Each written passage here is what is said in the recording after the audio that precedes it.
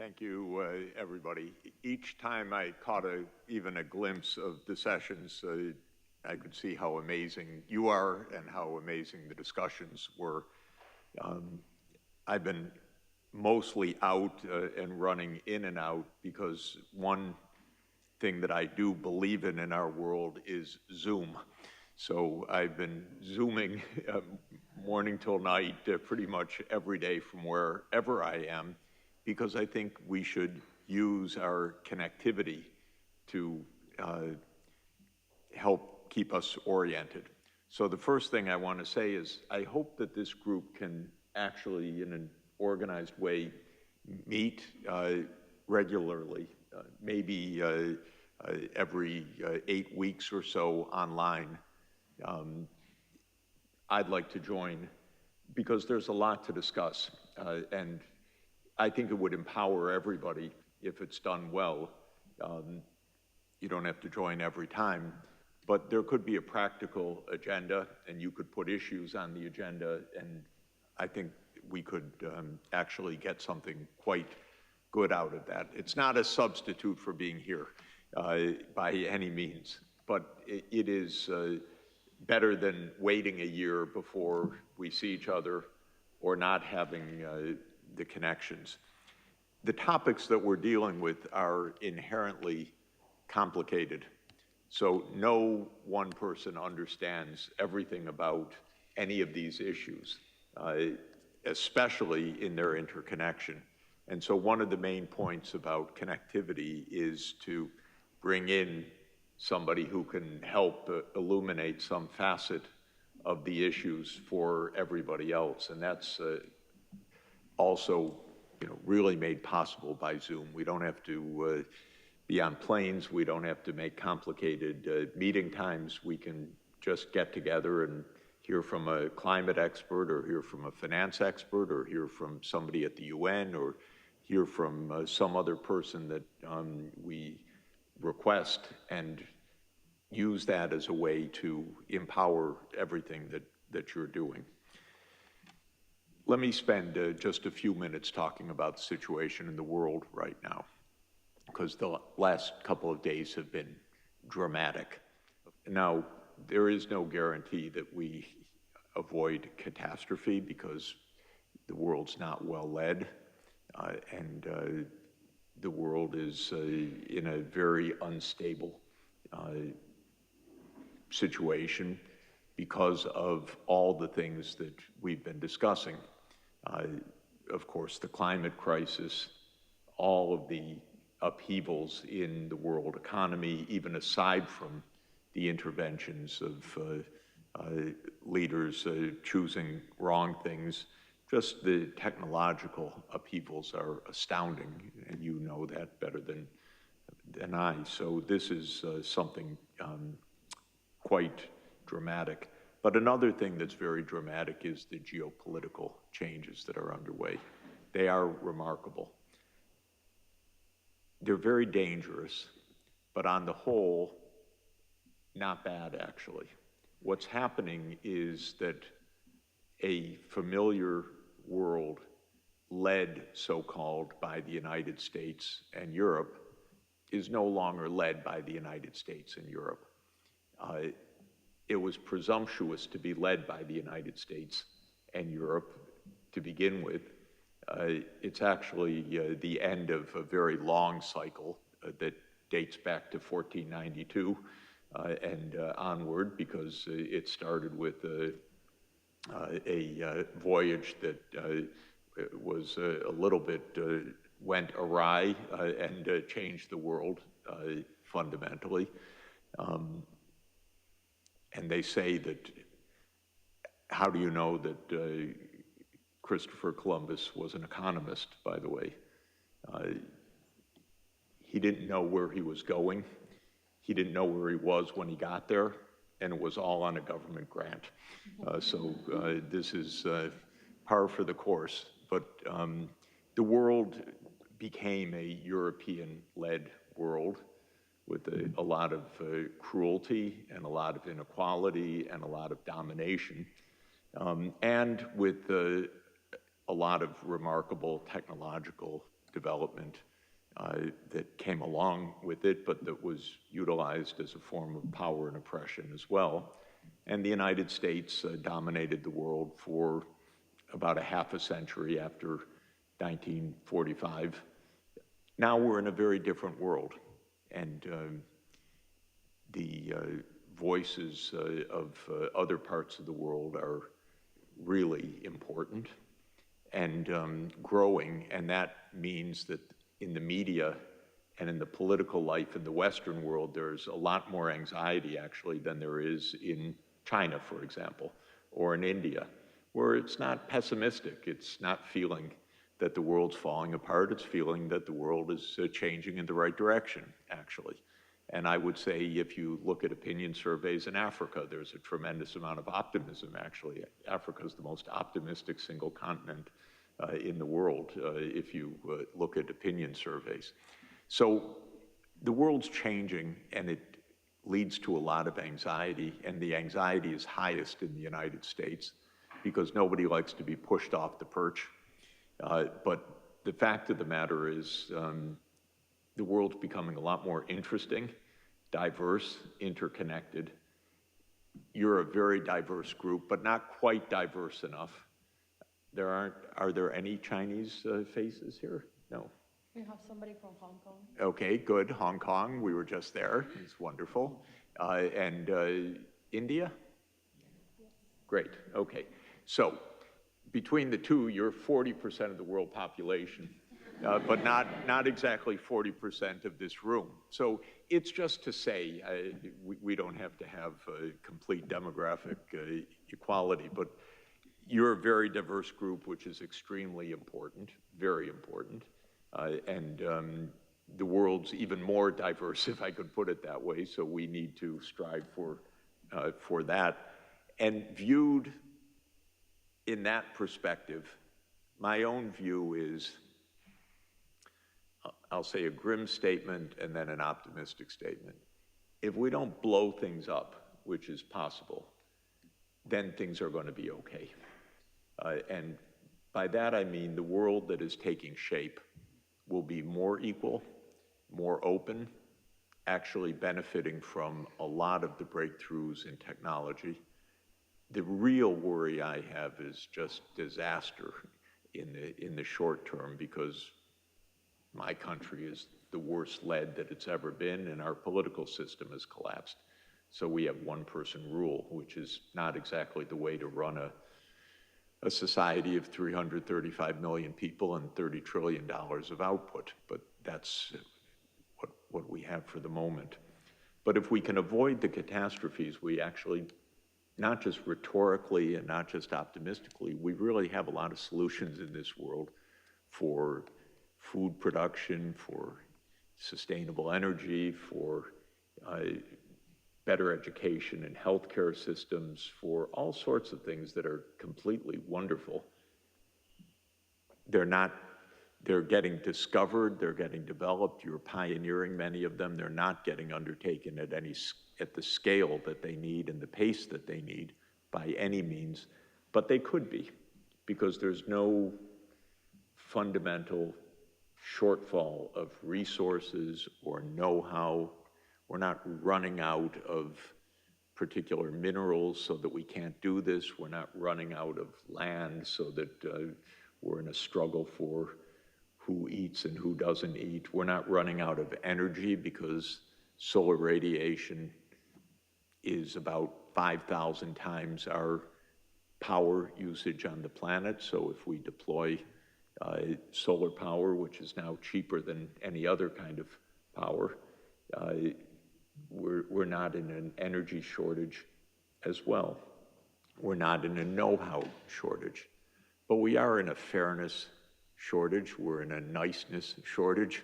We're in a calmness shortage. We're in a geopolitical crisis, and we are with a lot of instability from all of the upheavals of climate, which are going to get worse for the next 50 years, almost no matter what we do, because underlying our physical reality is a lot of warming built into the system and a lot of shocks that will come from that. that doesn't mean that the impacts necessarily get worse, because things can get buffered, we can become more resilient, we can become adapted, but the climate itself is going to become more dangerous shortly. So this is our state of affairs. Now, what specifically happened yesterday was the U.S. Declared itself outside of the World Trade System. 2 weeks ago, the U.S. declared itself outside of the climate challenge. 3 weeks ago, the U.S. declared itself out of the sustainability challenge. 4 weeks ago, the U.S. declared itself outside of the WHO. All right. Honestly, it doesn't get dumber than this, really. But the U.S. is 4.1% of the world population. And as I said, the other 95%, I don't see things diminishing in intensity of purpose, but rather increasing. And there are a lot of very good things that are happening, even because of the United States' strangeness of behavior right now. For example, China and India, which have been at loggerheads for 60 years, for more than that, for almost 80 years, for a complicated reason that the British drew an arbitrary borderline in the Himalayas, and that has meant border dispute and conflict between China and India since India gained independence in 1947 and the People's Republic of China was formed in 1949, and they're still fighting over a line that a guy named McMahon drew arbitrarily in 1880, never having been up to the Himalayas where he drew the line. And there is, by the way, a theorem that I kind of subscribe to, that all problems in the world go back to the British. So that's true in the Middle East, it's true in the Himalayas, it's true in much of the world. Yes, it's true all over Africa. It is actually a very good rule of thumb. It's not quite a proven theorem, but it's a very good rule of thumb. In any event, the Indian and Chinese foreign ministers got together and said, what are we fighting about? We should trade more, we should invest more. And then very positive statements came from Prime Minister Modi and from President Xi. Then last week, 3 other countries that are at loggerheads for no reason in the world, honestly, China, Korea, and Japan. They are divided because the United States says, you're on our side and they're the enemy, to China and Japan, to Korea and Japan vis-a-vis China. The 3 got together because they see the U.S., not such a great protector of their interests, and they said, we need to improve relations with each other. This is very, very good. And if you think about Iran and Saudi Arabia, for example, which was defined by the U.S. to be the fundamental schism of Shia and Sunni, and so much of U.S. policy was playing the Sunnis against Shia, Iran, and so forth. They made a rapprochement last year, which China helped to broker in a very wise way. The United States would never have done it and never even have thought about it, but China was very helpful. So truly, I'm not so pessimistic at all. I just see the world changing, and I can understand the pessimism in the newspapers that I happen to read in the U.S., because they're all geared around the idea of the U.S. as number one. And if you put that aside, I like a world in which China's playing a much larger role, and India's playing a much larger role, and the African Union's playing a much larger role, and Saudi Arabia's playing a much larger role. To me, this is a great world. It's a world of diversity, much better food, much better conversation, much better places to visit, much more fun in conferences and meetings and problem solving and all the rest. But if you just happen to be a U.S. strategist, it looks very grim and dangerous and so forth. So I don't buy into the danger part. I do buy into Well, I do buy into the danger part for the reasons I said, but I don't buy into the inevitability of crisis. So what I would really like you guys to do is to stay on the networking course and the practical course and the problem-solving course. And I want us to help you to do that. And just to be very clear, SDSN Youth is not to empower youth per se. It's to help solve global problems of which you have a lot of solutions. So that's a little bit different.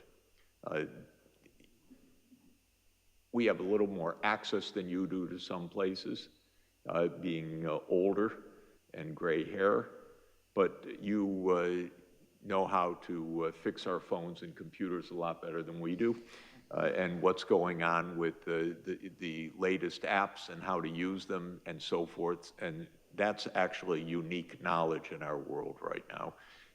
And so it's really important that you're at the table.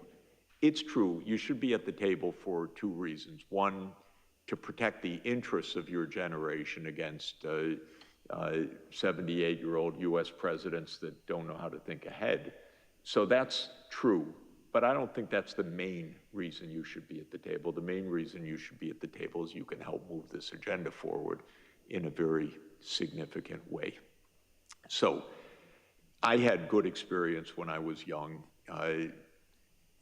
luckily thrust into places where I could do something at an early stage of my career. And thank God it worked, because otherwise that would have been the end of it. But in any event, you can do a lot. But I also know we can help you too, because you learn a lot actually along the way as well. Every day I learn something that I say, I cannot believe I didn't know that for the last 50 years of trying to know what I know. And pretty fundamental stuff every day, which is weird to me actually, because by now it should be kind of rote, but it's not rote at all. There's just so much to learn. And I kind of walk around my whole life with a book in my hand, or now with an ebook or on my phone or something, reading every day and learning pretty basic things actually, which is annoying. Really annoying, because it should have been done already, but it's not. So all of that is to say we can help you, and I can help you, and I can help you network, and I can help you learn things. So don't presume you know everything, but don't presume that you don't know what you're seeing with your own eyes about things that can be done. So that's really the balance that's extremely important.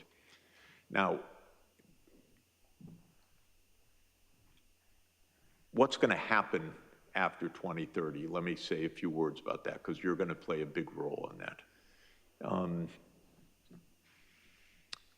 Obviously, we're not going to achieve what we set out to achieve in 2015, September 25th, 2015, when Pope Francis ushered in the Sustainable Development Goals at the UN. The agenda was pretty optimistic beforehand. At the time, it was very stretched goals. It would have required a lot of capacity and working together to make them happen. Of course, we just didn't get the major powers to work very hard on any of this. The only one that made a major effort, in my view, was China, actually. Europe said a few things at the beginning, but Europe got caught in this Ukraine war, which to my mind was just a disastrous mistake, because the United States doesn't know how to make peace, and blew the chance after 1991 to help create a true collective security arrangement in Europe. Instead, it expanded NATO. But I don't want to go there. Just to say, the US didn't try, Europe didn't try very much. China launched the Belt and Road Initiative, which is a very big and positive thing. Africa launched the African Continental Free Trade Area, which is a very important thing and a very positive development. But the world as a whole, for the major powers, didn't try very hard. So we're reaching, and I don't want to go into it, but my view is the U.S. at the University of North Carolina concocted something called SARS-CoV-2 and made a pandemic. That's another long story. But we just lost a lot of time. So what are we going to do? My hope personally, and this is something we can discuss longer, is that we continue under the framework of the Sustainable Development Goals. And the reason is it's taken 10 years to have governments understand a bit about how to make such a complicated, multidimensional programming process, because it's not simple to do this, to plan for 17 major objectives, long-term planning, strategy, and so forth. Now, the goals won't stay exactly the same, but I don't want to redo everything to have a new set of goals and a new framework, because honestly, to my mind, it may be constructive in bringing new voices in, to be sure, so I don't want to rule out deliberations which will take place, but I don't think we should throw out everything, because it just would be a major loss and time sink. And in our world today, the U.S. will walk away from the table anyway, and it just may be very hard to get a framework, other framework. So I'm hoping we continue under this broad rubric, resetting, adding, no doubt, something about artificial intelligence as SDG 18, or repackaging some of the objectives and so on, but to keep this framework to mid-century, because the next period, to my mind, is to 2050, is to mid-century. And that's, in fact, what we need to decarbonize the energy system. It's what we need to transform agriculture. It's what we need to create a workable digital society in which good things rather than bad things happen with these new technologies and so forth. So that's what I think what I am going to be aiming for in the next few years. This will probably be decided more or less around 2027 or 2028. So there will be a UN process. The next Secretary General will assign a commission, probably. There'll be deliberations. You'll be involved in national level and global processes and youth ambassadors in many ways. And we should really strategize together about this. And you should make further outreach to other groups in order to do this. One basic point is that what makes all of this very hard is thinking ahead on a time horizon and a complexity longer than governments know how to do. So if you want to change the energy system, it's not a 1 year or a 5 year or a 10-year process. You really have to be able to think about 25 years or 30 years and basic changes of technology and learn how to put that into a real political process and so forth. And this is what I find most governments don't know how to do effectively. Again, China is better at planning in this way than any other government that I know among the major governments. Europe's not bad at setting goals, but it then doesn't necessarily actually create the planning to deliver them very effectively. I'll say also, I have huge hopes, expectations, and demands of the African Union in the coming years. There's a new AU commission that just came into office on March 15, and Africa needs to make a breakthrough in the next 30 years. It can't go on like this, with many conflicts, with kids not in school, with systems not working, with electricity not reaching still hundreds of millions of people. And that's what we were discussing in the Financing for Development workshop that we had earlier this week, how to make those breakthroughs. So one thing I'm asking of you is helping to instill the idea of really basic transformation in your countries, regions, and since we're going to do it together at a world scale, that yes, we really can create a better future, and it's not only wish fulfillment, it's actually very practical work. For me, by the way, I caught who had a slide that I think Sinead, about the importance of education as being absolutely fundamental. Was that you, Sinead? Yeah. In any event, okay. There are probably 300 million kids not even in school right now. And we have to absolutely say, no, are you kidding? Not another school year like this. This is crazy. And the reason they're not in school in some places is because of conflict and displacement. But for at least 200, 250 million kids, it's because the governments don't have the funds to hire teachers, to have the schools, and so forth. And I want to have a fit together with you to the powers that be that this cannot go on any longer. You cannot leave kids out of school in this world. They cannot have a future that way. This is the most basic point of everything that we're trying to do. Every one of you had the fortune, and you probably had a lot of struggles, twists and turns, good luck, parents that helped, friends that helped, family that helped somehow that you could get an education. But I think that's the first thing we really need to do, is to put our foot down and say, no more faking it to the host countries, but they don't have the money, to the IMF, to the World Bank, to China, to anyone else. You gotta help make sure that all the kids are in school, period.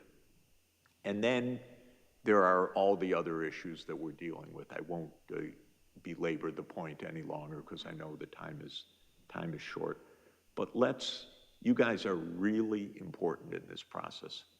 And to add to your importance, connect with others that you think we need to bring into this process, because this is a very powerful group that can really make a huge difference and can really, by the way, you can help the older ministers in the government, the presidents and so forth, understand this is no joke. This is real for your societies. This really can be done. You can tell them Professor Sachs said so, and that they got to get on with it, and that we're here to help, and we're going to get the financing that they need. We really are going to get the financing that governments need, but you need to help lay out the plans, the ideas, very operational, the wonderful things that can be done, and really inspire your countries and your friends and the businesses you're dealing with, and think very, very big. And let's plan to meet every few weeks to keep that up. Thank you very much.